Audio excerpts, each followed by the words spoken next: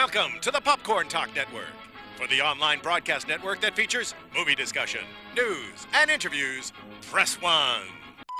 Popcorn Talk. We talk movies.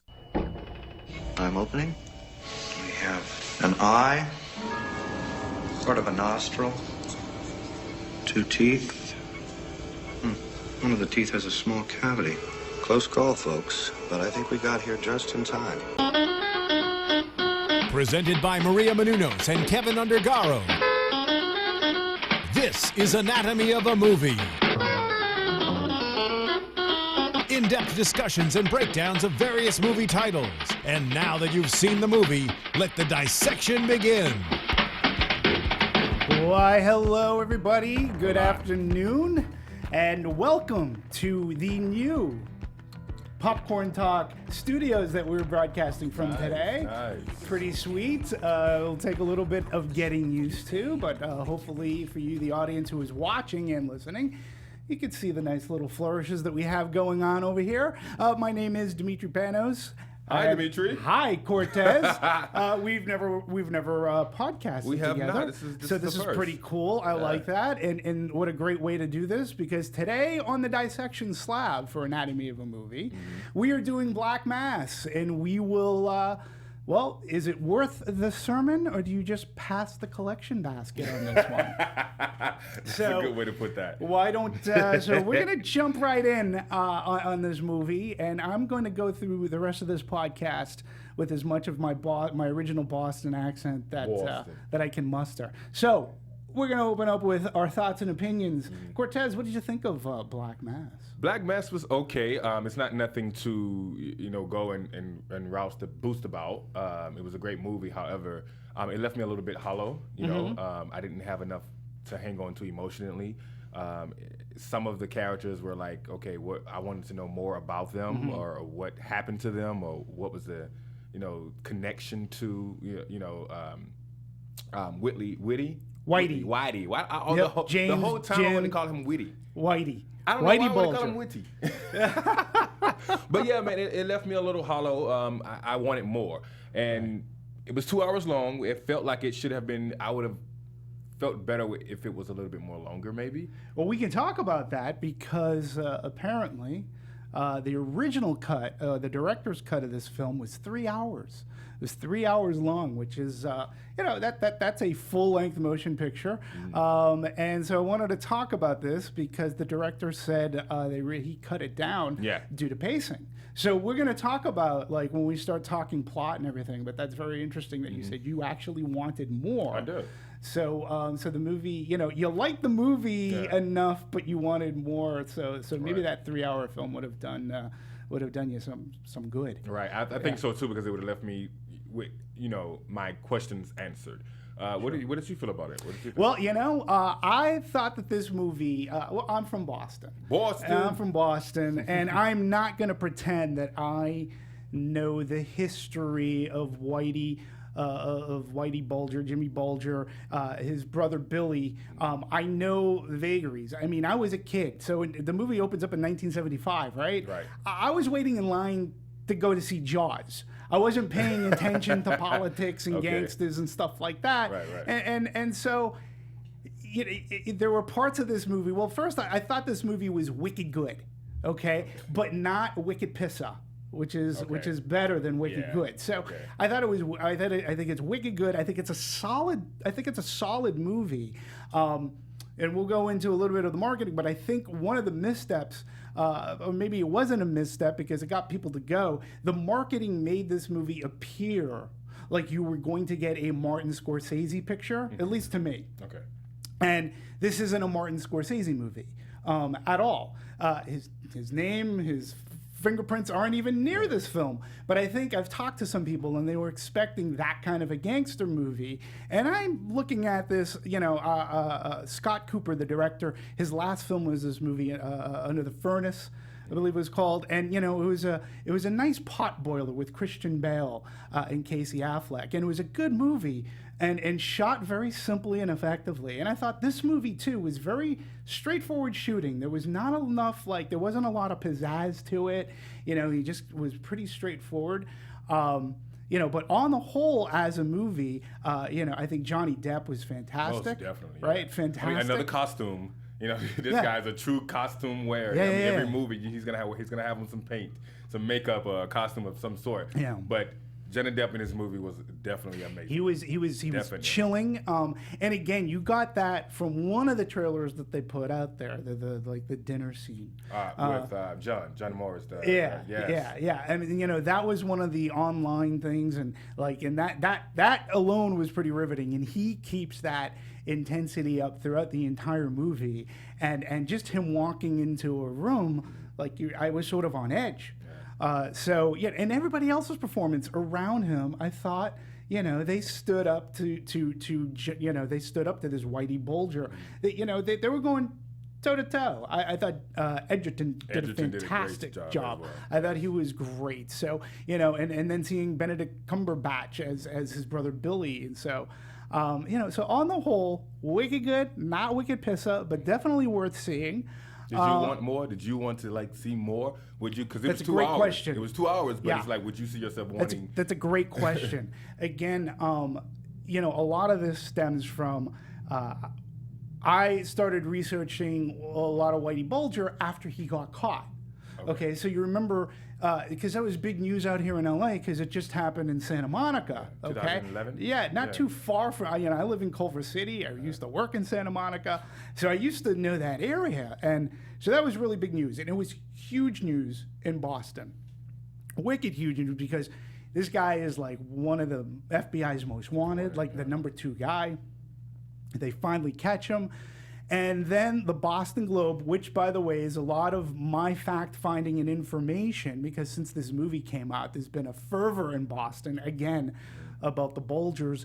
A lot of the information I got was from the Boston Globe. So if you are regular readers of the Boston Globe, some of this you may have already read. So, but hopefully I'm going to throw some new things in there. But the Boston Globe started doing all these detailed timelines of Whitey Bulger after he got captured. So I started reading them, and I was like, holy cow! There was a ton of stuff. Again, I was a kid who I just want to go to the movies, politics and stuff. I didn't really watch news. I heard about the Bulgers, sure. I heard about Whitey Bulger and such, and his brother Billy was just a really huge in politics. He really was one of the most powerful men in Boston and very well liked.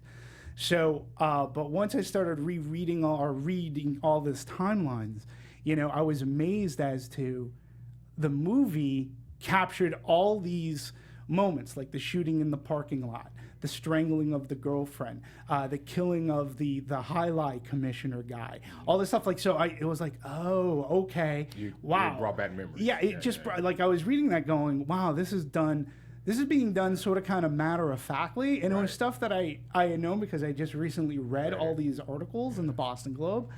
So that was interesting to me. There weren't that many surprises because of that for me. And I was, I guess, looking for a couple of other things like you, to flush things out. And I also wondered at one point, wow, it's a good movie, but how interesting might it have been? And again, I'm just talking off the top of my head right now. How interesting might it have been had we just focused on the Bulger brothers? Because one became very prominent in politics, one of the most powerful men in Boston, and then the other one becomes this notorious gangster in Boston. And that to me is you can be very notorious in politics, right? Yes, they're almost opposite sides of the same coin. They can be. And I was going, wow, one goes this path, the other goes this path. How did that happen? That might have been an interesting take, too. I think that's I'm speaking on behalf of the people that don't know, who just so happen to just go watch the movie and don't know anything about the Bulger brothers or anything about that in that time frame. I'm speaking of a person that just wanted to see a great gangster movie, Right. And it left me. Well, the movie can go a lot of different ways. Sure. It can go that way of having a movie built on the Bulger brothers or built on John Whitey and John Connolly. John Connolly. Sure. Yeah. And also with the situation, what left me hanging is, what was the connection between Whitey and Whitey?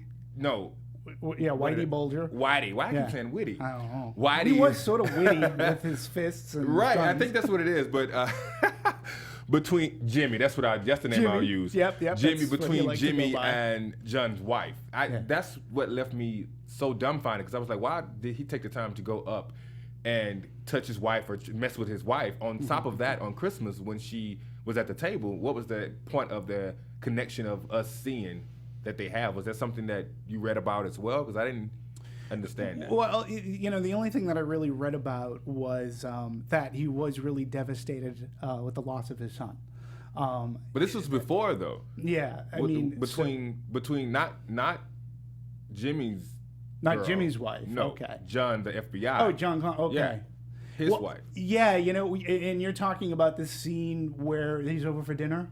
Yes. That scene, and then he goes upstairs How and come that's- she's yeah. not down here? Yeah. She's sick. Okay, yeah, that happens. I want to say almost about 2/3 into the movie.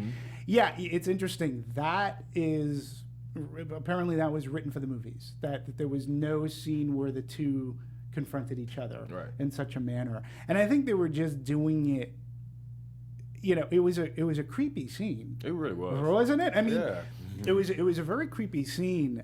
Because in a sense, like, not only was she being violated, because I was like going, wow, he's like really caressing her face, and she, for all intents and purposes, is sort of a stranger to him.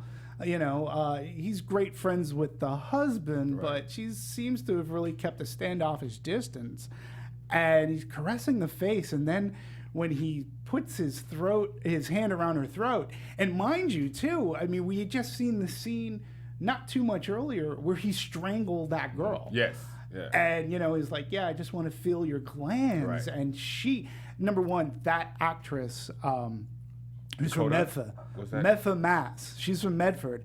She was fantastic in that scene. Yeah. I mean, because she comes across to well up and not go fully to tears, but you could see that. Yes. It was amazing. I Amazing, saw that. amazing. But Yeah. the thing what got me is that she was drawn to me as a strong woman. Yes. And then for her to stand there and allow him to do that Julianne was like, Nicholson, yeah. I was like, wait, is she gonna scream or is she gonna do something? Like just don't stand there and let this guy that you don't want touching you touch you. Yeah, I she, that character, like you said, I did believe that she was strong. She could stand up to her husband, but she knew that this Whitey Bulger is a different breed. And Julianne Nicholson, I thought really was fantastic as in that role and as John Connolly's wife.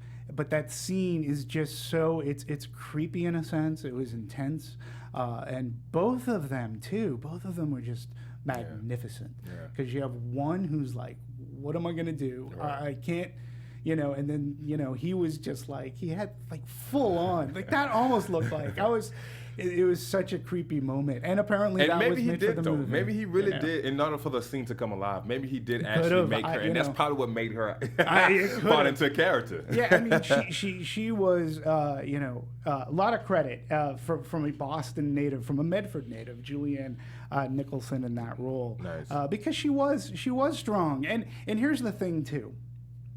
Coming from Boston, Boston itself too. I mean, this had a history of Boston right throughout, and one of the things about Southie, about Charlestown, about Boston has a history. Look, as much as I love my hometown and my home city, I do know that there is a history of violence, race issues, some not good things have happened in the city of Boston, and Boston people, the Irish, particularly people in Southie, take a lot of pride, and they are very. They're a close-knit circle. They don't necessarily take to outsiders very well. They don't like change very well, and they keep things close-knit in their neighborhoods. Things have changed and lightened up, somewhat. I'd like to believe. So there was a great line that she said, because they had just moved into town, and she's like, "I'm finding it hard to meet people." Yeah, Marianne. yeah. And she's like, she goes, "I just feel that people are a little bit standoffish to me," and I was like, "Oh my God, yeah." That line really describes a lot of, certain towns within and around Boston. Sometimes they're not the most inviting people. They can be a little bit standoffish. And in that time, the 70s into 80s, there was a lot of violence and like I said, not so nice things going on. I mean, not just in Boston either, though, but I mean, for me, not being from the States and then coming in here and watching a movie about Boston, and now you telling me that this is for real, man. Mm-hmm. This movie was for real. So being that you're from Boston, what did you think about how the movie portrayed Boston, even from the lines, from the accents? I thought Scott Cooper and company did an amazing job. Number one, because we were just talking about this, the movie, he shot the movie on film. Okay, shot the movie on film, which is rare today. Yeah. Christopher Nolan is one. I believe Steven Spielberg is the other, or Quentin Tarantino. Yeah. And he shot this movie on film. And I didn't know that going in. After I learned about it, I said, okay, that makes sense, because number one, he captured the 70s, the 70s going into the 80s and such very well. Yeah. And it had that almost Polaroid as feel to it. Yeah. They had to do some digital erasure, because there's a huge bridge, the Zakum Bridge, that they probably had to take out in one way, shape, or form. But the way he captured Boston was very gritty. It reminded me of the Clint Eastwood movie based off the Dennis Lehane movie. My memory is escaping me right now. That Clint Eastwood had done with it was about the murder of a boy. Mystic River. Mystic River, that's the one. It reminded me of Mystic River, because Clint Eastwood, again, captured Boston in a way that was fantastic. And Gone Baby Gone, which Ben Affleck did, they picked different streets and different sides of Boston that we don't normally see in Boston. Okay. And it reminded me of the grittiness of a Dennis Lehane novel. And again, I'm being Boston-centric here, but just to give you a frame of reference, Dennis Lehane always writes about the grittiness of Boston, where another famed Boston author, Robert B. Parker, who wrote the Spencer novels, his version of Boston is much different than Dennis Lehane's version of Boston. And this looked like Dennis Lehane's version of Boston to me, where we're seeing the not so nice areas of Boston, which is cool, and it fit right into that time period. Most definitely. And how about you? What did you think of My Fair City and how it was portrayed? You know what? From a person that has never been to Boston, I would definitely think that Boston's a place that I don't want to visit. But however, when I hear people talk about Boston now, I feel like it's more of a historic type place you would want to visit. Right. It's almost like that feel of Chicago. Like you hear things about Chicago, and you're like, oh, I want to go to Chicago, or Chi-Town as they would call it. But I really wasn't thinking more so about Boston, and I was really more concerned about the story and why I was being led this way and then that way and then another direction. I was led in so many different directions, and I think that's why I felt so hollow. Like I was just open. Like, okay, I don't know. I really don't know how to feel. I don't know where to go. Yeah. But it ended up being a very good movie. Towards the end, I did like some of the things I did learn about each character. Yeah. I would definitely say that. But I really wasn't focused on the city. I was really focused on the story. Yeah. But hearing you saying certain things about their accent and how certain lines, that one line that Marianne said really was like, oh, wow, she's right. It's great that the director was able to capture that. Yeah, and the writers captured that, probably by talking of the authors of the book my guess is. And in a sense, that's the way Boston was. And it's nice to have seen Boston evolve, but it's great that Scott Cooper was able to capture, because to me, Boston is as much a character in this setting. When we look at what the Bulgers did and what Whitey Bulger, did, and what his brother Billy Bulger, this was, when you're this big senator in Boston and such, like that is part of being in Boston. And I will say my one critique about this was the St. Patrick's Day parade in Southie. That looked a little bit light to me for a St. Patrick's Day parade. It's more, oh my God! It's more St. insane Patrick's than that. Day might as well be, and I'm pretty sure it is a national holiday in Boston. In fact, for politics purposes, there is a quote unquote holiday that coincidentally falls on St. Patrick's Day in Boston. It's called Evacuation Day, and pretty much all the government officials have that day off. That's because they're all freaking drinking at the St. Patrick's Day parade and parties, and Whitey and Billy Bulger giving his St. Patrick's Day speech. Right. I was like, this parade looks a little bit light to South Boston. I'm like, there should have been a little bit more people because it's a big day, especially in Southie. So that was like my only complaint. But it did also remind me too, like the Friends of Eddie Coyle, too. That is another fantastic little film, gangster noir film that's set within my first city. And yeah, you should check that out. But so Cooper does a great job of getting nice atmosphere from his locales and filming all around. I know that they changed like some of the locations where things actually happened to opposed to where they filmed them. In fact, one of them, there's this place in Lynn, of all places, Lynn, Mass, the Porthole. It's called the Porthole. It's off the Lynn Expressway there, and the Lynnway, and it's a restaurant that I've been to. And this is the scene where the shooting in the parking lot took place. Where he walks up to the owner of the company and calls Roger. No. This not the golf course. This took place when he was taking out Sarsgaard. Because there was multiple parking lot shootings. Yeah, there were multiple parking lot shootings. And this place is the Porthole. I'm like, hey, I've eaten there before. But I'm like going, from what I read, I didn't think it took place there. Right. But so it was fun to see certain locales. But basically to make Boston like seedy and make it a character like that, I really enjoyed what Scott Cooper and his crew did. And the accents, the Boston accent is one of the hardest accents I think that anybody can do. And sometimes it works, and other times it's like nails on a chalkboard. I thought everybody did most everybody did a really good job. Took me a couple of minutes for Cumberbatch. Okay. But oh my God, Joel Edgerton, I thought nailed it, and of course Johnny Depp was fantastic. Most definitely. Yeah. You can easily overdo it, and I didn't think Depp overdid it at all. Okay. I think for me, I was mostly concerned with how much did Jimmy himself have involved with this, because I was really like wondering, did these people really like walk into a parking lot and shoot these people like this? Yes. Really? So all those scenes when someone died was truly happening that way. Mm-hmm.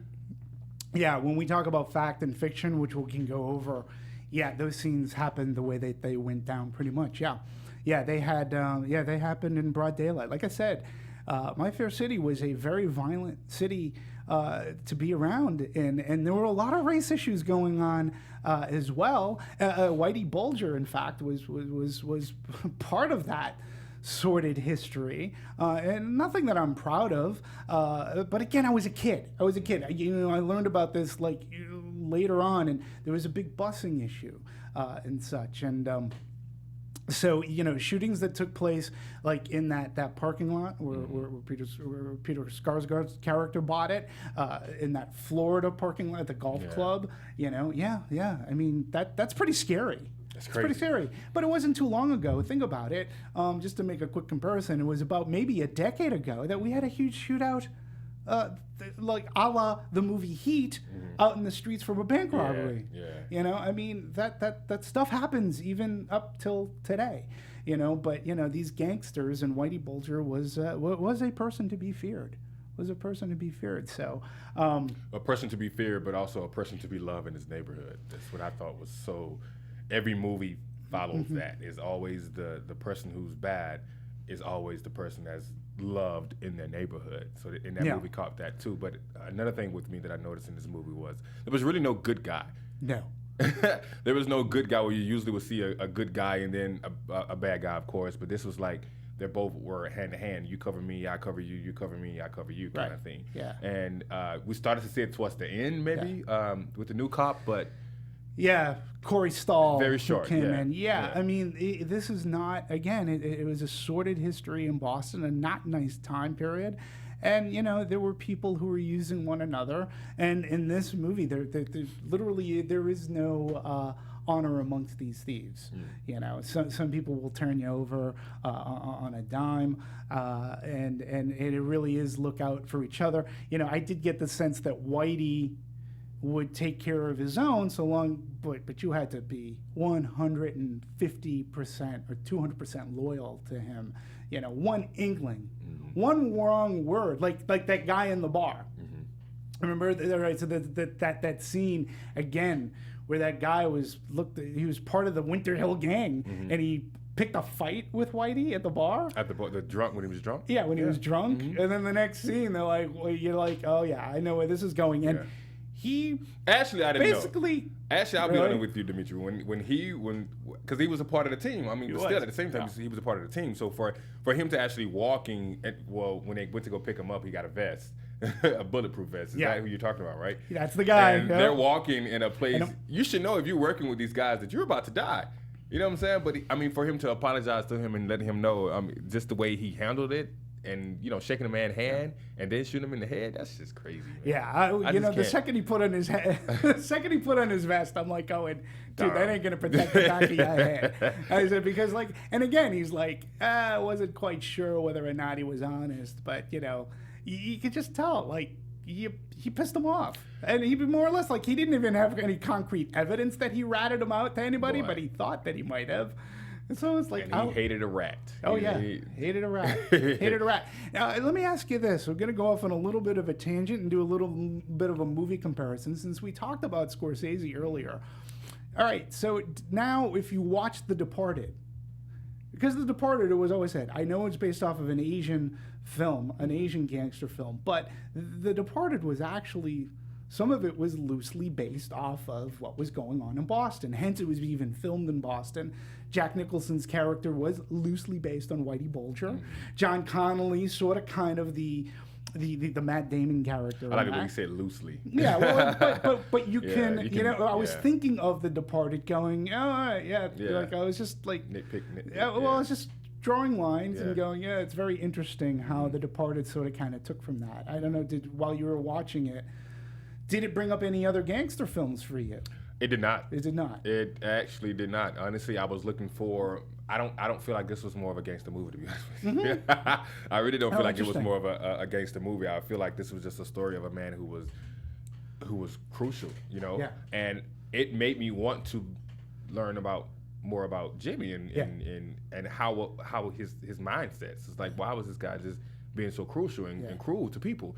But it didn't come across as a gangster movie to me at all. Interesting. And I was not thinking about another movie. I was just more so like sitting there, and I was like, I actually just stopped taking notes. I was like, what's the point? I just need to focus on and just see what was really going on here. I didn't understand really where it was going. And that's why I said it just left me open, because I was trying to figure out, okay, so what is the point of this movie? Yeah. Well, it's interesting too, because Scott Cooper has even gone on record saying, he went into the project with some trepidation because he didn't want to canonize him. He didn't want to make him bigger than real life. You can make, you can make like Johnny Depp played Dillinger, Al Capone. Like when you look at like the Untouchables, right? These gangsters were vile and violent as well. But I think throughout history, movies have sort of kind of made them, almost glorified them to an extent. Do you know what I mean? Yeah. And Scott Cooper was like, that's not what I wanted to do with this movie. He goes, that's been done, and I don't think you can do that with this guy. I wanted to really shoot a humanistic.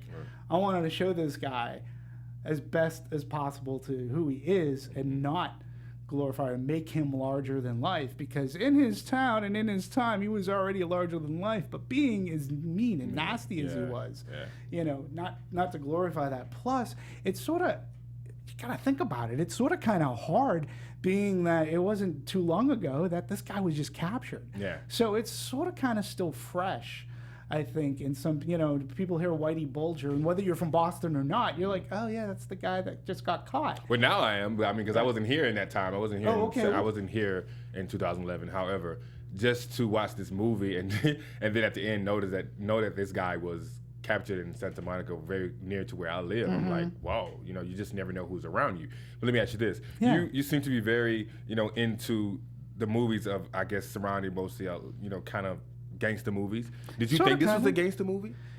Well, yeah, only because of its topic. I mean, I would consider it a gangster movie. Well, was it because maybe you know more about this story? Yeah, perhaps. Okay. You know, it was interesting because there were sort of things that I wished they had fleshed out a little bit more with various of his of supporting characters.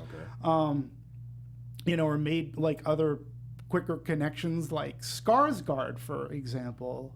His character was part of the Winter Hill Gang, which in the movie it really doesn't make too much of a connection of that, because the first time we're introduced to Sarsgaard, he's at some Miami Beach place and he shoots two guys in the head at a table. And so I wish there was a little bit more connection. But again, being in 2011 into 2012, when there was a lot of articles just bringing back up what the Winter Hill Gang did and what Whitey Bulger had done. I read all these articles and there were brand new timelines. And now, since they've had more evidence, you're really able to get I was able to get a clear picture of what he was involved with. The other thing, too, that I do remember is that Billy Bulger, his brother, and I sort of kind of wish that this is why I think if they focused on those two, it would have been very interesting.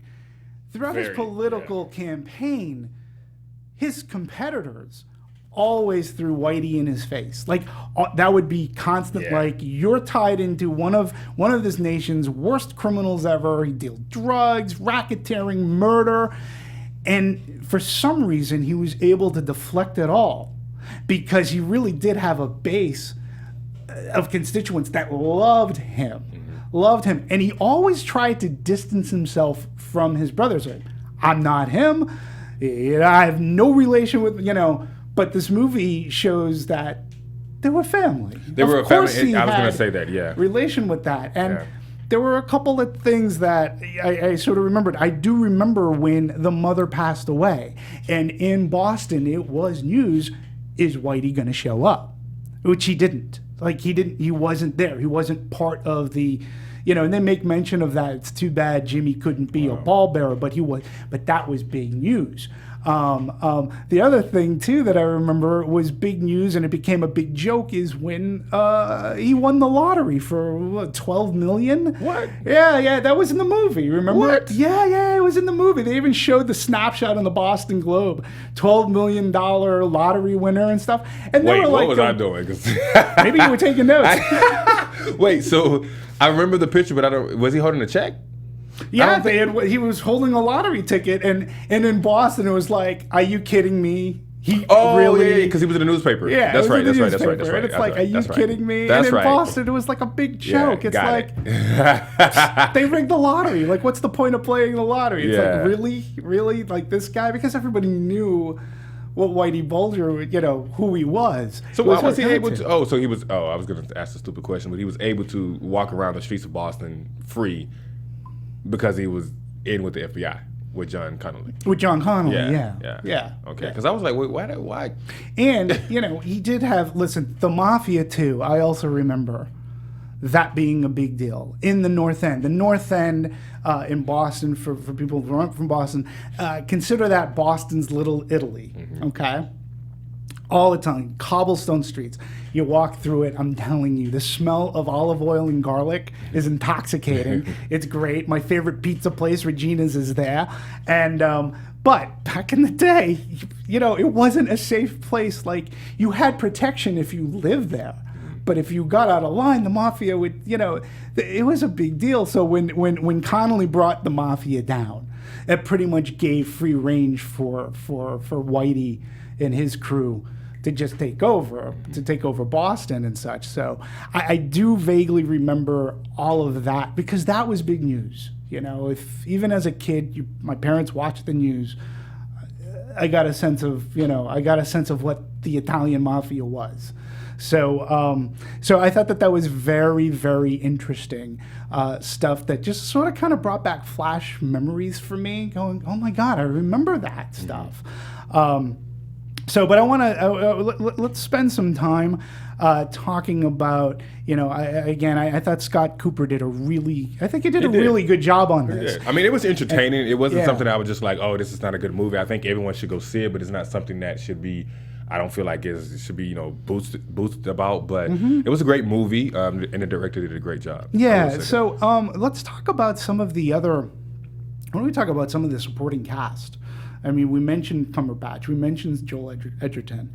To a point, let me ask you this: if this happened to you at all, this always comes up, and I always find it interesting when we talk about casting a movie.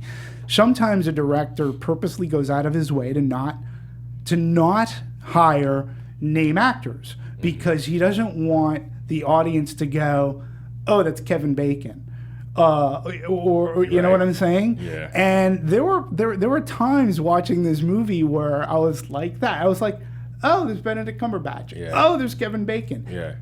With that said, it might have taken me out for 2 seconds. I still think that the cast, Julia Nicholson, who is not a recognizable face yet, as fantastic as she was, I think that's why when you see a role like hers, you go, oh, wow, she stands out because she isn't anybody that I totally recognize, and she was fantastic. With that said, I still think that Edgerton was fantastic. Kevin Bacon, I thought he did a really good job. I think everyone did. I think everyone did an amazing job, and I would agree with being a director. If I was a director that was casting for a movie, I would want people that don't really have a name, right? Because they're going to give me all of what I need for that character, right? And everyone loves to see someone new. So if I'm looking at a movie and I see someone new and they're giving that, I don't know who they are, but they are putting me in the mind of that character, right? Or making me, really interested into that character. That's their job. They're going to do it. They're going to do it probably way better than a known actor. Yeah. So I think that's the reason. I think that would be my reason. And as we're talking about this, though, I think it made me think too. There actually was a half decent balance, right? Because for every Kevin Bacon that we got, or Benedict Cumberbatch, right? Rory Cochrane as Steve Flemmi, who was fantastic as well. He played like almost like the muscle and the hitman guy. The hitman Steve Flemmi, he was great. Jesse Plemons as Kevin Weeks. Amazing. He was really good. But again, these are people that I don't really recognize. And I don't mean to be insulting these people. I'm sure they've been in plenty of things, but they're not people that I readily recognize. And I think that really helped out in garnering, hey, all right, now I'm going to pay attention, because this isn't filled with just, these people, big star actors that I'm already aware of. Like, he rounds it out, and I find myself paying more attention to them. So let's talk about, like, Steve Flemmi, this Rory Cochrane guy, right? That scene, and again, that for the most part happened the way it went down. His girlfriend was a prostitute. And Jimmy Bulger believed that she knew too much, and they bought a house. It was a house that was used specifically to take people to kill and bury them in the basement. So, that scene went down pretty much the way that it was portrayed in the movie. And I really what I liked about that scene, tell me if you agree. The arm goes around her, so it's a violent act. But he pans away from it, and he more stays on Steve's face. And here's a cold-blooded killer himself, okay? But I thought that guy did a really great job, and it made that scene sort of kind of intense, because you're hearing the gurgling in the background, and his whole looking at Steve and how it was a great idea to actually pan on Steve, because he carried that same scene over to the rest for another scene. You know what I'm saying? Because his whole mood stayed the same into another scene. Right. So that was amazing to me as well, because it left me wondering, what is on this man's mind? Where's it? This is about to go. Is he about to do something to Jimmy? what? I had so many questions, but at the same time, that was an amazing scene, actually. A little bit happened, but it was an amazing scene. It's a great scene, and you're right, because it leads into, there's even a throwaway line that says, hey, clean up your mess. We got to have dinner with Jimmy over at Jimmy's, and then next scene is at the dinner at Jimmy's. And but I wonder what was on his mind, and why was that the scene? Like, is something that he speak with Steve? Did Rory actually have a moment with Steve to say, what was that moment in that time when you watched him kill your girlfriend? Like, what were you thinking? Like, what should I feel? Yeah. Like, help me be you. Like, I was really wondering what was on his mind. Because was he ready to kill Jimmy, or was he ready to? I don't know. I just kept thinking in my mind, like, what was on his mind, man? Yeah. Well, I think, he loved the woman, even though I think in real life she was getting ready to leave him or something, but he cared for it, and to be part of that and to watch that happen, maybe that was the one thing that affected him, so that when things came down, he really was a savage. I want to give Rory Cochrane here a little bit of a shout out, because he wasn't Dazed and Confused. Okay. No. He was in Argo. Okay. And he was in a really, really solid horror movie. One of the best of 2013, I thought it was very clever, called Oculus. So I wanted to shout out some of his movies that you can check out maybe on Netflix if you're not overly familiar with this guy. I think he did a really solid job in this movie as Steve Flemmi, and those two scenes that we talked about. He was fantastic. Then another guy that we see, he's been in some movies. Actually, he's been in two movies that have taken place in Boston that deal with violence in Boston. He was in The Equalizer, and he played a Boston cop, a dirty Boston cop, and now he's playing another dirty Boston cop again in Boston. John Morris as David Harbour. I thought, again, he was really, I thought he was pretty, he's a good character actor, and I'm starting to recognize him a little bit more and more. He's the guy at the dinner scene, the trailer. That was in that trailer about the family steak recipe. Like that scene. It's that same scene we were just talking about. And man, that scene got so intense. And I think for what John Morris gave to this role was, he was a guy that had always been conflicted, but once the riches started coming his way, he was like, yay, but when things started to go south, he was woo, and way over my head. Yeah, but I liked him. Now that scene is in the previews. It was one of the it was like an online trailer or something. They showed that whole dinner scene with the steak. Thing. So the actor that you're talking about is David Harbour, right? Yes, that played David John Harbour. Morris. Yeah. So to me, to watch that scene, that actually was something that was a lesson that I'm pretty sure a lot of people in the theater had an aha moment, because it brought up a point. So I don't telling the part without telling the movie. He's pretty much asking John Morris, what is in this steak? This is amazing, and it was a great way for him to test John Morris. Yeah. But for him to give it up just like that after he had said it's a family recipe, and then you give it up. Then it's like, oh, bro, so you that means that maybe you're right out on me if someone asks you something, because this is a secret. Yeah. So if someone asks you a question about me, that means you're going to be easily, exactly, that's a family secret. Yeah. And I'm breaking bread with you, so that means we are family. Yeah. But I thought that was an amazing scene. That one scene was probably one of the highlights of me watching the movie. I agree. even though I knew it was coming because I'd seen it. Again, Depp plays that so well, because you know that the underlying truth of it is that's probably the way Bulger thought. And he hates a rat. and he hates a rat. And meanwhile, not only does he have David Harbour like sweating bullets, but John Connell is like, oh my God, he's probably going to kill him right here. And oh my God, quiet. and I can't even help him. Oh, he was quiet. Oh, yeah. Because he looked at John. He looked at John and he actually says, don't look at John, he can't help you. Yeah, he's not going to help you. Yeah. And you had so much going on, because you had Rory Cochrane, Steve Flemmi, is just like, he just killed my girlfriend, right? I mean, talk about a dysfunctional dinner. You had the wife who was like, I'm not getting anywhere. I don't want to be anywhere in the same. I don't want to be in the same house. The best I can do is go upstairs and lock myself in my room.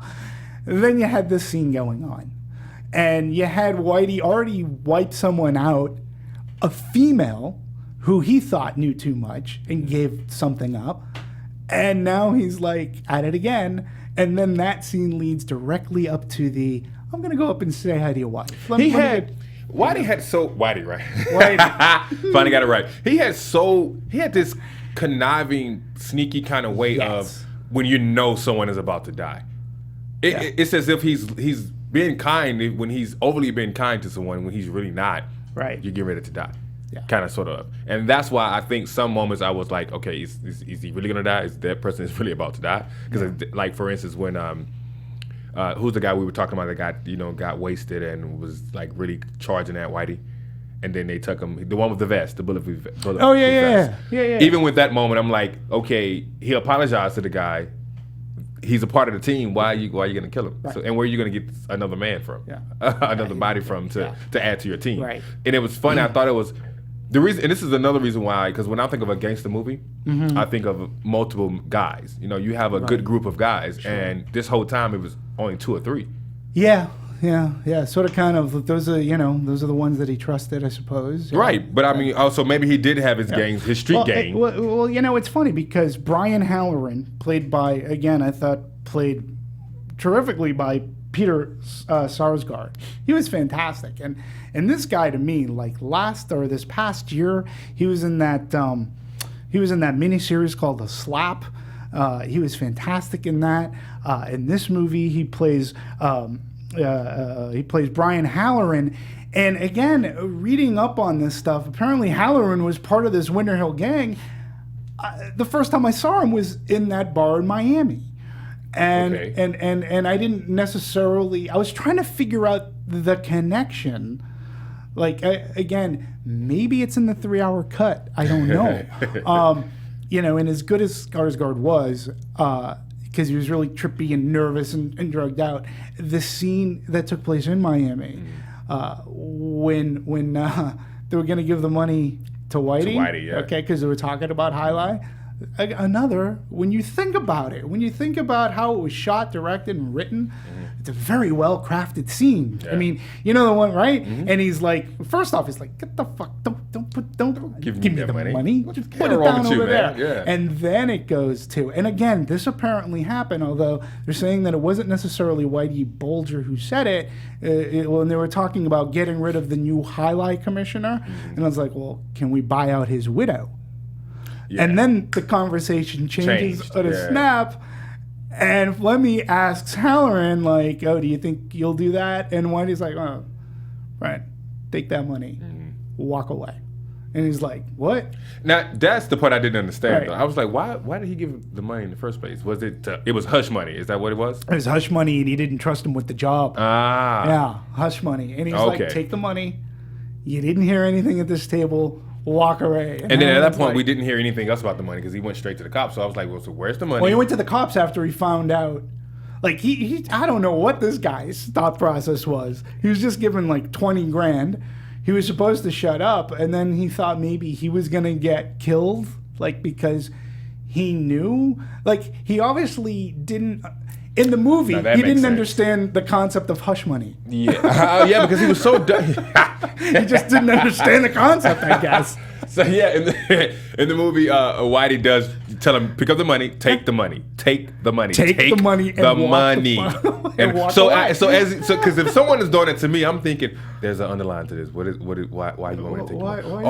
You want me to kill him? Oh, okay, yeah. So that's what I think. Yeah, he's like, that's what I. Well, actually, no. When he actually got up and said, "Wait, you want me to take the money?" When he did that, I thought that he got the idea that, yes, I want you to take the money because I want you to kill him. Yeah. So that's what I thought. He's like, you're not part of this conversation. He's like, so just walk away. I get it, but at the same time, it's like I actually thought the other guy, which he did end up dying, being killed, was when he told the other guy that was sitting there. He was like, "Hey man, don't ever hand me a bag of money out in public." Yeah, not in public. But he left it so nonchalant, and then all of a sudden, later on down the line, they shoot him. So I'm like, yeah, and there wasn't enough connection, and apparently, he was shot. He was shot because, again, Whitey believed that he knew too much, and that he would have gone to. This is the way that I read it. He thought he knew too much. He brought Connolly down. He brought Connolly down to Florida, so he can further get Connolly in his pocket, because that actually would implicate him in a murder. Involved. Yeah. So they shot that, and again, that happened sort of kind of similar, except he wasn't left in a club parking lot. He was left in an airport parking lot. He was asked to meet at an airport in Miami, and I think it was Flemmy walked into the car, and as soon as he walked into the car, he shot him and then stuffed him in the trunk and left. So there was a little variance there. And then our Brian Halloran, he got killed in the parking lot in Boston. And again, I couldn't figure out, and I wish they made more of a connection, as to Halloran was in Florida. I thought he was involved with that other guy in the Highlight Commission. And yet the next time we see him, he was in Boston, and he was ratting out Whitey, going, he set this whole thing up. Right. He's going to kill me and such. So when he got killed, apparently that was a very well-conceived plan to knock him off in that parking lot. It's funny that you said that, too, because I was wondering how did he get back? But he had the same thing. So maybe he left when he told him to take the money. So apparently he was part of the he was part of Whitey's gang at some point. Pretty much. But in the movie, it didn't really show them together. He just popped up. He just popped up. Again, well, they kind of, when you saw him shoot the two guys in the head at the desk, we kind of got a brief description of who he is and why he's a drug addict. He wasn't happy with his drug. And he was a crazy drug addict. He would just kill anyone. So I thought in public, in public, and just walk away. And I think kind of sort of Whitey and him had the same kind of connection that way, because they don't mind shooting people and just walking away with it just as calm as possible. So I think I probably missed that whole brief of bringing him in. Because I do remember that scene when he shot the two guys and just walk up from the table. They were at a restaurant and he just got up and walked away. Right at the restaurant. Yeah, but it's crazy. As he was talking to those guys before he shot them, there was a brief description of who he was. Yeah, he was really. But again, I think that he put in a really good performance again, even though I wish we had a little bit more of the character. A little he was in the movie, I thought he played it very well. Another person that I want to talk about is this guy who's becoming more and more of a player in the acting world. We're seeing him in movies. He's currently on FX's The Strain. This guy, he was in House of Cards for the first season. Corey Stoll is Fred Weishak. He's the guy that took place. Amazing. He took over, I believe, for the Kevin Bacon character. How good was he in this movie? Well, he's always. I want him to get out of that role of always playing something along the line of a cop or in politics or something like that. I think he's a great actor. I've only seen him in one movie to where he was outside of his Ant-Man? norm. I think it was. I Think I'm Gonna Leave You Now with Jason Bateman, because he was in that and he was really good. Where he was on drugs? No, he was. It was like the family, the father, the matriarch of the family died, and they all came together, and he was one of the brothers. That's what it was, because I never. That was the only one. Exactly. Yeah. So that's why I say he was on drugs. But but no, I just want him to. When I saw him in this movie, I was like, oh man, he's a cop. I really was thinking that he was going to be something else, and that's why I was like, You don't watch The Strain? He's really good in The Strain too. No. Yeah, he's really good. And this is a guy he's got unique features. I enjoy watching him on. He can be a really good hard ass. I've seen him be sensitive too, which is great, because I don't always. I'm sort of with you. Like I don't. In Ant-Man, he was the villain, and and he was fine. I just don't want to see him always playing the asshole villain type, because I think this guy is good, and he was so like that scene where Connolly goes in to introduce himself, and he's giving him the Red Sox tickets. Just big deal. And he's giving him a pair of tickets to the Red Sox. He's like, no, I don't want them. I don't want them. You bring me a case? Yeah. And then he's like, hey. Go wait before. He said, well, why don't you come down to the bar? He goes, no, that's fine. I don't want to. I don't want to socialize, basically. And then when he leans into him, you're like, holy shit, this guy means business. And John Connolly knew that. Yeah, he knew that from the time when he was introduced to him from the beginning. He said, oh, this guy is going to come here and he's going to really find out what's really going on. Yeah. Because he was just really letting him have it. He was like, why every time something comes up about Whitey, it seems to it disappears when it gets to this precinct. Yeah. Like, what's the issue? Can you answer that question? Why are you trying to butter me? Don't butter me. Just answer these questions. Yeah, that was pretty. Yeah, good. It was again. It's another really good. It was a great scene because it was the first time that Connolly couldn't slip out of something. He couldn't slither his way out of, like, because everything else, like, he was saved by the bell, so to speak, because Kevin Bacon was about to come down on him like a ton of bricks, and then all of a sudden the tape comes in about the Angulo family. But that happened more than one time though. Yeah. Every time his colleagues came to him, right. he always wiggled it out, or he was strong enough to defend himself. Yeah, but in absolutely. this one instant, well, actually twice, because there was the time that he went into his office to try to offer him the Red Sox tickets, and then the time when he came in when the guy disappeared, when everyone was in the office and he walked in. Right. I was like, oh man, so you can't defend yourself out of this one? Yeah, and you know, and it's interesting too about John Connolly. And again, I don't know if this was going to be in the 3-hour version or not, but you know, there was a whole. This I didn't quite understand. He retired from the FBI, and it was about 7 years after his retirement that he ended up getting arrested. And in that timeline, he actually was a big guy for Boston Edison at the time, and Boston Edison hired him on because Connolly knew people. He knew people in politics. He knew people high up, and he was a very gregarious guy. And he had a career, like, not that he knew anything about power or electricity or anything like that. He was just a schmoozer. He was a great guy, and he was almost what's the name that they. There's people who rally for a cause in politics. It's like House of Cards. He was I'll think of the word, but he definitely, which is weird. So he had this whole other career outside of the FBI, and then he got arrested. So, which was interesting because the movie never made that connect. Like, I thought he was still working as an agent. I didn't know that he was retired. Well, I knew something was going to happen, but the way the movie portrayed it was as if, because you know, he met with Whitey before the last time they were sitting each other. He said, "You played me. You played me, man. You really did play me," because he was thinking about the instincts of what you were saying when they brought him to Miami. Right. However, right after that scene, I was still trying to question myself. Okay, so did he break up? Did John and Marianne get a divorce or whatever? Or did he really quit and leave or retire or whatever? Like, I was so confused on how it came from that to all of a sudden they meet him to arrest him. Yeah, I mean, I'm with you. I mean, although I think it was pretty clear when the wife changed the locks on the doors. Well, no, I know, because I thought he was going to come back or maybe talk to her or something like that. I didn't.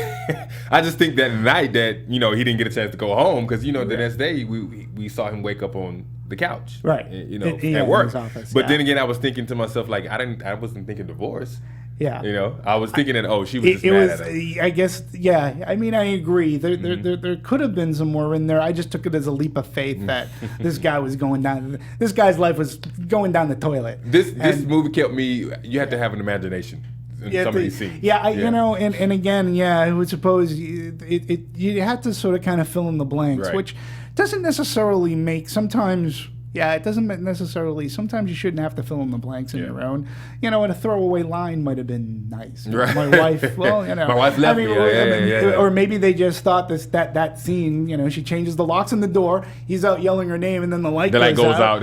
Divorce. That marriage is pretty much done. That's right. He didn't do anything. Bulger had like this guy had his hand around my throat. And you just let him. Is that the way? Is that the Southie hello?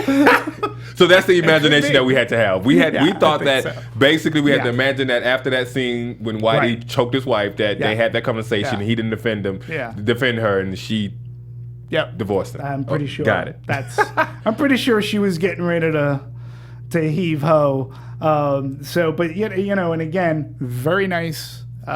You know, a good performance by Edgerton. I think he was, when you look at the real life Connolly and Edgerton, I think it was great casting. Yeah. And to me, Edgerton's I think he's having a stellar year. I think he's having a great year. Who? Joel Edgerton. He released a very, very solid adult suspense movie called The Gift, where he actually wrote and directed it and had Jason Bateman. Really solid movie, and now he's, you know, he plays a good, you know, he's in Black Mass, and I think he does a really good job. This is a guy whose career remains in front of him, and he's in control. He can direct, and he's proven that he can write something. We know he can act. He was really, he's been good in most everything I've seen him in, and he got the Boston accent down right. He was really, really solid. So, I wanted to talk also about let's talk a little bit about this film editing here. I always love editing because editing is, to me, it's what it's great pacing of a movie. It's what we do. It's and this guy worked on The Insider, Deep Impact, Fracture. This is all I'm getting from from IMDb. I felt that this is a 2-hour. This is a 2-hour movie. I think I read something 2 hours and 2 minutes. It's a 2-hour movie. 2 hour movie, yeah. When it was over, I was like, I wasn't bored. I wasn't bored. I'm not entirely like, now that I know that it's 3 hours, there are stuff that I wish that they could have connected more. But I have to say that from an editing standpoint, I felt that scenes where there was supposed to be high ratcheted suspense was really good. He didn't make it flashy. It wasn't like cut. It didn't shy away from violence, but at the same time, I actually thought that the movie was going to be more violent. But I think with the way camera movement and maybe editing, we got just enough, and we can fill in the rest with our imagination. But they would cut to something else, and I thought editing was handled really, really well. David Rosenblum is the editor. I've heard that name before. Yeah. The editing was maybe, I don't know. I guess I would want to know their procedure of choosing certain scenes, and taking what to take out, and then who are they really trying to make this movie for? What demographic are they making this movie for? Because like I said before, I'm the person that's going to see this movie that knows nothing about Boston. Did I say that close enough to say Boston? Knows nothing about Boston and knows nothing about the Bulger brothers. You know what I'm saying? So I'm coming into this movie to watch what I thought was a gangster movie, and I didn't get a gangster movie. It was very entertaining, but I didn't get a gangster movie. Sure. So what would you call it? If somebody asked, I'm going to ask you right now. Yeah, what would you call it? More so of a biopic. A biopic. Okay, a biopic. More so because it was solely on Whitey, Sure. And a little bit of John and a little bit of Billy, So I thought it was the story of Whitey. Right. It didn't give me a gangster movie. Okay. And that's probably why there was no good guy. Right. There was no one solid good guy that was throughout the movie, shall I say. There's another movie that I was trying to think of is that was a gangster movie, and I can't remember what it was, but it's going to come to me, and it's going to come to me when I'm off camera. Yeah, happens all the time. And we'll have that conversation Yeah, I'll later. have it on my way home while I'm stuck in traffic going to Culver City. I know, right? That's the word I was looking for. That's the movie I was trying to talk. It was a big, and and maybe you guys can help me out with this, but maybe it was a huge gangster movie that was out, and it was talked about for a while. Yeah. It was The Something. I can't think of what. The Godfather? No. I would have definitely thought of that one. It's going to come to me. All right. Well, you With posed Denzel a good Washington. question. With Denzel Washington. And it was a gangster movie. And I think, I don't know. American Gangster. American Gangster. It has gangster in the title, and you forgot the title. Thank you, Demetri. And then I said What was I thinking? Yeah, American Gangster. Now that one, of course, it's gonna show me a gangster movie. So that's what I was thinking. But that's why I didn't think Black Mass gangster movie. Interesting. Well, you brought up a good point. Like, who is the demographic? Who's going to go see this movie? Correct. So this brings us. We'll talk a little bit about. Well, let's talk like who may have seen this movie, because there was one fact that I thought was very interesting. So this is distributed, I believe, by Warner Brothers. The production budget on this movie was $53 million. Wow. Okay, production. Now with hard drives and advertising, that pumped it up to $85 million all in. Not too shabby. Not too shabby when you look at the cast. When you look at the cast involved, it was a lot of location shooting. 85 is not too shabby. It opened up number 2 in domestic box office over the weekend, behind Maze Runner. It's opening with an opening domestic gross of $22.6 million. Now, what's sort of interesting is that during the week now, Black Mass has like more or less been the number one movie during the weekdays. Monday, Tuesday, Wednesday, Thursday.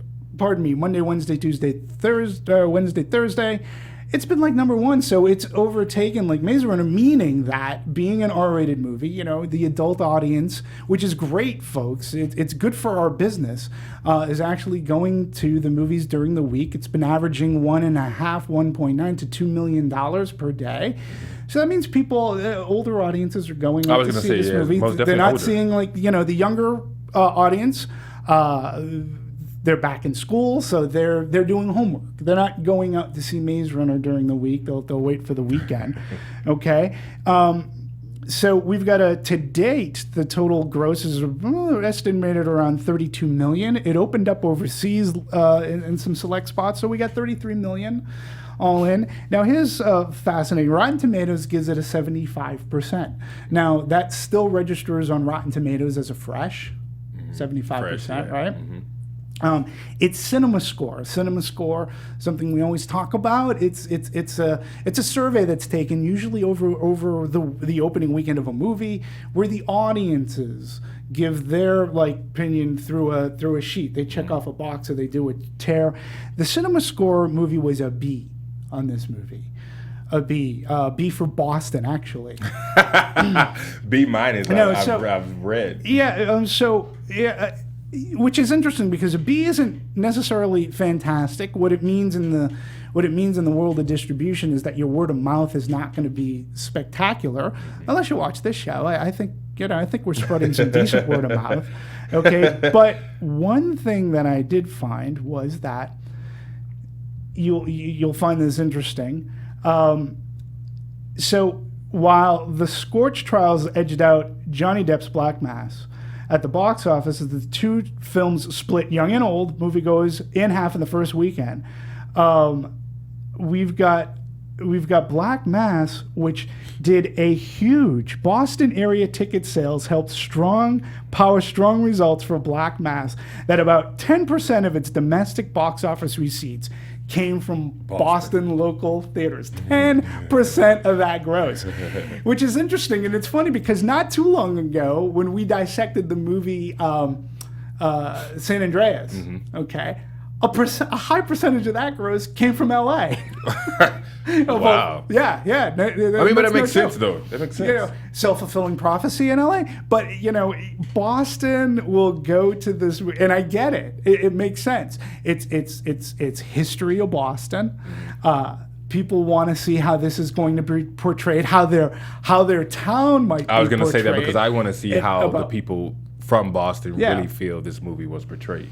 Yeah, and what's interesting, like, although this is too scalpel precise, I'd like to know nationwide, like how many Bostonians, you know, got up off their couch or, you know, from whatever, watching a Red Sox. Well, not much to watch at the Red Sox this season, but it went to the movies because this was a Boston, like this was very Boston centric. This wasn't like The Heat, which was filmed in Boston with Sandra Bullock and Melissa McCarthy, so it had great locales and everything. This is very Boston. I would definitely say that it makes me want to learn more about Boston, and now it makes me want to not necessarily visit Boston, but I guess you can say learn more. You won't get. Trust me. If you go to the porthole, you will not get shot in the parking lot. That's what I'm concerned. You know what I'm saying? You will not get shot in the North End. Trust me on this. It's a great city. I mean, listen. I said that off the top. It's not without its bad history, but it is a beautiful city. I mean, I love that city. Because of its history, because it's a walk. I can go in. I'm not going to bore everybody, but you can take the boy out of Boston, but you can't take Boston out of the boy. Another interesting thing about, let's talk about Scorch Trials and Black Mass. Okay, for Scorch Trials, 63% of that audience, the audience was below the age of 25. 63%, okay, according to Fox. So while 89% of the audience of Black Mass was over 25. So 89, that's again, And I think that goes back to why the midweeks for Black Mass have been really good. I mean, that's a high number of older people going to a movie. I attribute that partly, because the way it was marketed. Okay. Oh, no, I wasn't even going to say Boston. I think the way that it was marketed as a gangster movie, right? I mean, do you agree? I don't, but okay. You don't agree that it was marketed as a gangster movie? I think, well, a little bit. Okay. I think I'm saying it now because I've seen it. But in the beginning, I can't really remember what I was thinking before I even went to go see the movie. I think my whole point of wanting to go see the movie is just by the description of it. It didn't come off as this is a gangster movie. So none of the trailers. Okay. Yeah, not to me. Interesting. Okay. I just felt I knew it was going to be some killing. I knew it was going to be someone that was over a gang or a small mob or whatever. But I wasn't thinking gangster. And I think that's probably because my last gangster movie that I really loved was American Gangster. Okay. So I think I was trying to I should have gone in without any expectations. Then you're making me rethink, because maybe I just went in knowing the history, seeing the trailer. Exactly, that's what I'm thinking. I did have a conversation with a good friend of mine who said, he was sort of kind of expecting a Scorsese-esque kind of a movie, and that because the trailers did make it seem a little bit like almost like a Goodfellas, like The Departed sort of kind of, if you looked at the trailers. And this movie wasn't that. So, I think for me anyways, the way at least I approached it was, I think that for the older audience, they were curious because this is rated R movie. Looks like it was going to have some gangster violence in it. But again, I think the other draw, I truly believe that part of it was Johnny Depp looked so good in this movie. And I really do. But he got some slack from that, man. A lot of people was like, okay, this is towards the end of Johnny Depp's career. This movie? Right? Because, I had heard that people were upset with him over some comments he made, but I didn't hear that this was going to be the end of his career. People are saying that not the end of his career, towards the end. Not the end of his career, but towards the end of his career. Because, I know that, look, the movies that he's, people are saying Depp, because I've been reading Depp is back. And I'm like, I never knew that he left. I'm like, listen, when you have a career, if you look at some of the great directors, Steven Spielberg, Martin Scorsese, they have such a library of film. Some of them, you're probably not going to watch again for whatever reason. And I think the same with Depp. He's had such a spanning career. He's done so much, whether it be a horror movie. And I just rewatched A Nightmare on Elm Street, which was his first movie. He can do a Sweeney Todd. He can do a musical. And then he does family films. Then he does Pirates of the Caribbean. Then he can play, he can be in, he can play Dillinger. I think that his filmography is so big that some of them aren't going to be that great. And Lone Ranger definitely was that first film that people looked at as a major failure for him. And I know he did that comedy that came out about a year ago, or maybe it was earlier this year, Mordecai, which More to Die, it could have been called, did nothing at the box office, and people were counting him out. And I'm like, how can you count this guy out yet? Give him, he's going to come back. And I think that people wanted to get a good performance out of him and see him back to acting and doing, Johnny a good Depp. job. Yeah, Johnny Depp, I think. I mean, what are your thoughts on Johnny Depp? And do you think that the movie's grosses reflect, were in part because people wanted to see him, or what are your thoughts? To be honest with you, I've always seen Johnny Depp as a playful character in movies. What is the Pirates of the Caribbean, all those kind of movies. Those are things that I think about when I think of Johnny Depp. So first of all, I didn't even know what character was Johnny Depp. That's how amazing they made him look. Yeah, I didn't. I was when the movie came on. I was like, wait, I thought Johnny Depp was in this movie. Because I was really looking for him, and how I can tell Johnny Depp is by the way he moves. The way he moves in his eyes. You're like, oh, yeah. And I was like, okay, that is Johnny Depp.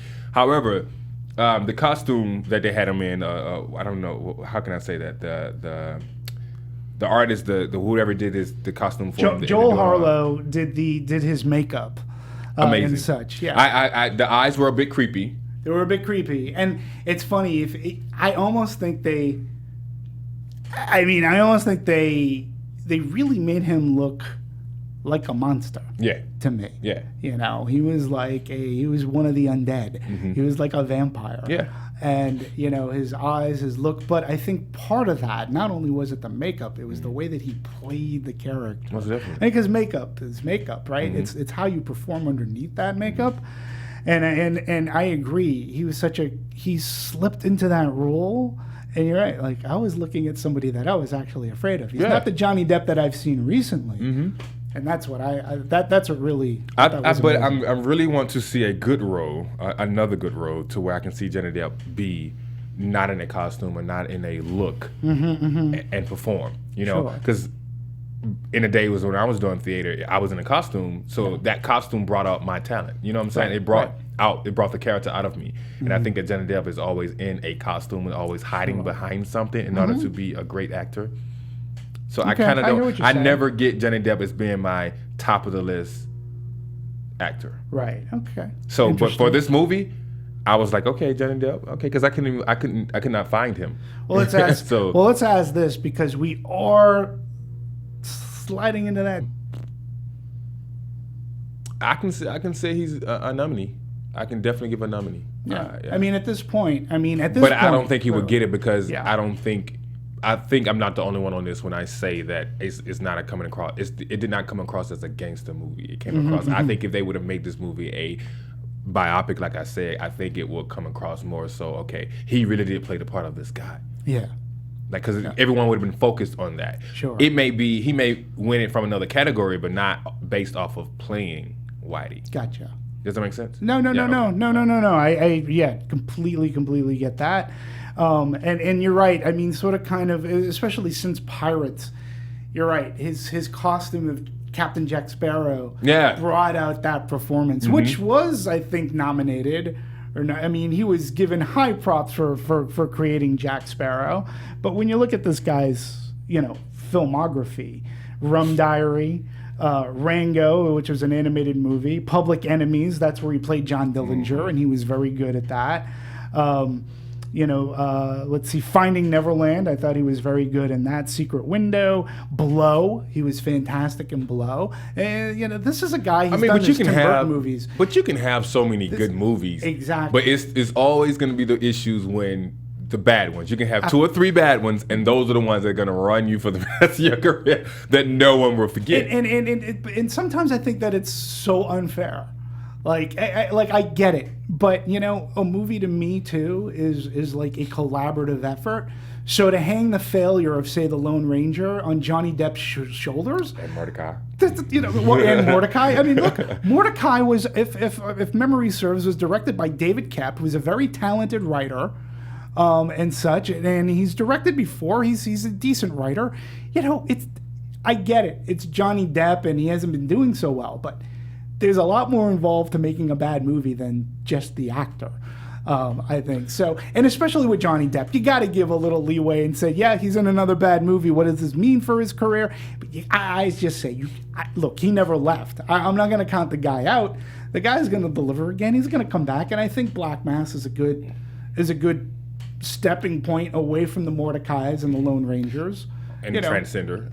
Transcendence. Oh, that was. I really want to know what is his thought process in picking a role. I would definitely love to sit down with Johnny and figure that out, because regardless, you're gonna get 20 million a film. You're gonna get 20 million. Yeah. So, do you just decide, hey, let me just pick a flop. Let me just pick a movie to be a flop, or whatever, and just do it just to get $20 million. Is that the thought process, or now it came to a point to where you're like, okay, I need to find a really good role, and then this was it, and then. Well, I think as an actor, and I've never met Johnny Depp. As far as I know, he doesn't owe me money. But I look at his career, and he always takes risk, kind of taking roles, and he always appears to at least challenge himself. I can understand why he's in A Lone Ranger. working with the Bruckheimers again. Gore Verbinski, I believe, is the director who did the Pirates of the Caribbean movies. So there was that, and who also did Rango. And I'm sure, I always like to believe that nobody sets out to make a bad movie. They just happen.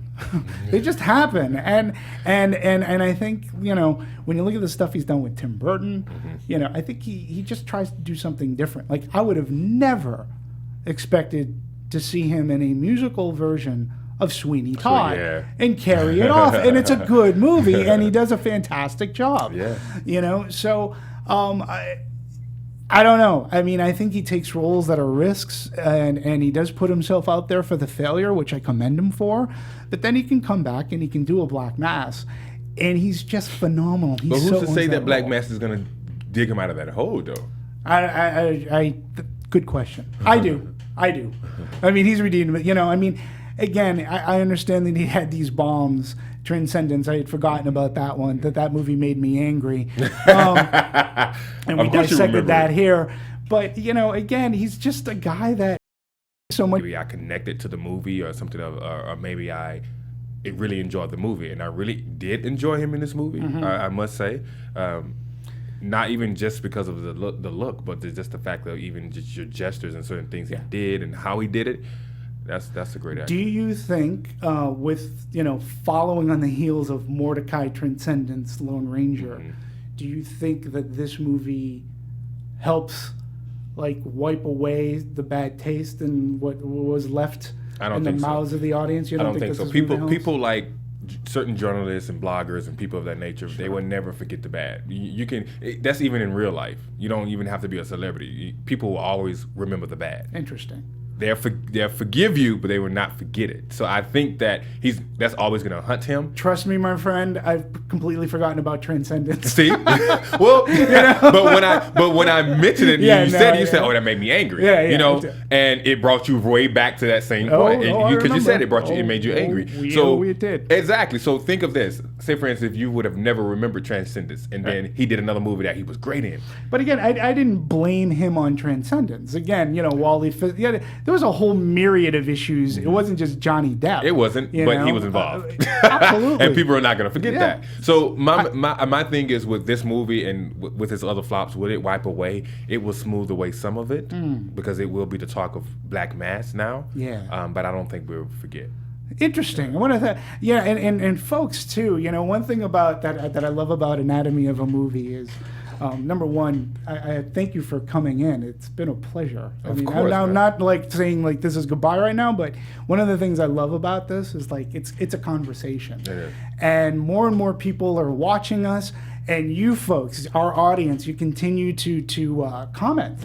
And they do great comments. And some of them are actually very insightful. I've actually had dialogue with some of these folk and going, oh, okay, I didn't quite see it that way, or this is the way I saw it. So I want to throw that out to them. What do you think of Johnny Depp? Is his career over? Does his Black Mass performance, does it help wash away the taste of Transcendence and Mordecai and Lone Ranger? For all I know, maybe some of you actually like those movies, which is great. But I just love this conversation, a movie. We probably should, I don't even know, we don't have a clock in here anymore. We didn't have a timer on today. But keep in mind, everyone is entitled to their own opinion. Oh, yeah. So Except if you're against me. The thing is, I wanted to voice myself and make sure I let you guys know that I am not the gangster movie watcher of all gangster movies. So I came in wanting to watch this movie as an entertainment. It's something for me to entertain me. So I don't want you to think, well, he didn't know much about gangster movies. No, I didn't need to. So I was talking for on the behalf of those who wanted to get up and watch a movie. And wanted to watch a movie with Johnny Depp in it. Absolutely. So I don't want people to be, well, this is how I saw it, and that's da-da-da-da-da. Just say your opinion, but don't, Well, I just find that listen, there are always the haters out there. It's just, it is. Trust me, I've taken the brunt of many a comment, but actually, I believe our audience is like us, and James, who's doing the ones and twos. It's so odd not having you in our booth, my friend. So, we're movie fans, and. When a movie like Black Mass comes out, see, I'm the kind of guy that I root for Johnny Depp. I want him to do good. I hate that people, his career's over. It's like, not over. It's like, I can only imagine what that can do for a person's psyche. He's been in this business for such a long time. Maybe he has developed that rhino skin. I think the Black Mass, my personal opinion is, I think this helps. You know, I will look forward to seeing him in Pirates of the Caribbean. Again, even though he's played that role, I love that role for him. And I will always look forward to whatever he has to do again. If he collaborates with Tim Burton again, it's usually a good flick. Yeah. So, you know, I think this helps. I hope it does. And we'll see how it does going into this weekend. Will the adults continue to go? We've got a big heavy hitter for kids movie. Right now the movie's at out. like 30 million. Yeah, so. yeah, 30 plus million. Yeah, so in overseas, I'm sure it'll open up a little bit more. So, you know, we should probably think about wrapping up. So, Look, well, I'm trying to think what we've, you know, I think we've discussed everything. I think so. I think this. you guys got a good handful of what we felt about it, and what in those who haven't seen it yet. I hope we persuaded you to go and see it. I think it's a great movie. But go in with no expectations. And it's really good. And I was wondering whether or not how far they were going to go to his capture in Santa Monica and such, which was done was done really well. Do you think that that's, you know, again, to the audience, is it Oscar-worthy performance? Is it a gangster movie in your opinion? What are your thoughts? Can't wait to see and read what you think about Black Mass. Any final thoughts on this movie? No, you can actually turn that on, James. Yeah, you can turn it on, man. No, not any final thoughts. I think I'm going to go back and probably think more about what I saw and learn a little bit more about Boston and that story of the Bulger brothers.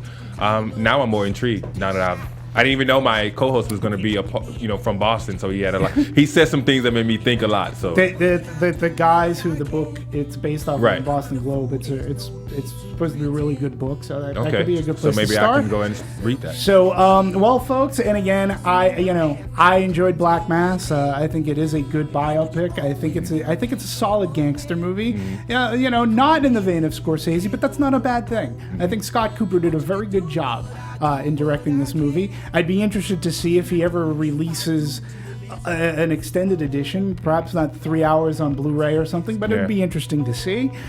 Keep and stay in tune with Anatomy of a Movie at the Popcorn Talk Network. We've got so many more movies coming out.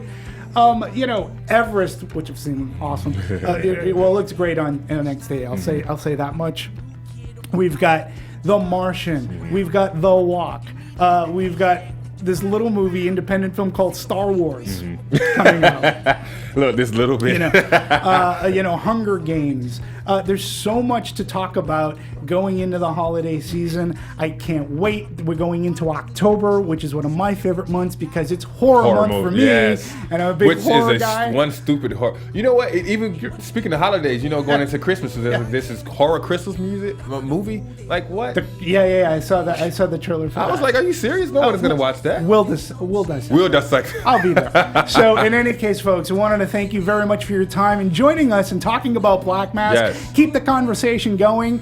Tell us what you think. Hey, where can people find you? You can find me on all social media, guys. I don't believe in followers. I believe in supporters, guys. You can find me on all social media at Cortez G West, Instagram, Facebook, and all. Make sure to follow us also on Popcorn Talk and AfterBuzz TV as well. We have a ton actually here. Absolutely. You can find me here AfterBuzz, and I like that. I don't believe in followers. I believe in supporters. So support me on Twitter, which is at DMovies1701. That's at DMovies1701.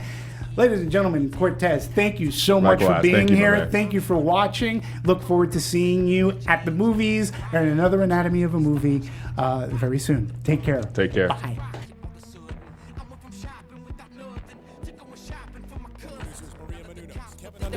Phil Spitek, Christian Harloff, and the entire Popcorn Talk Network would like to thank you for tuning in. For questions or comments, be sure to visit popcorntalk.com.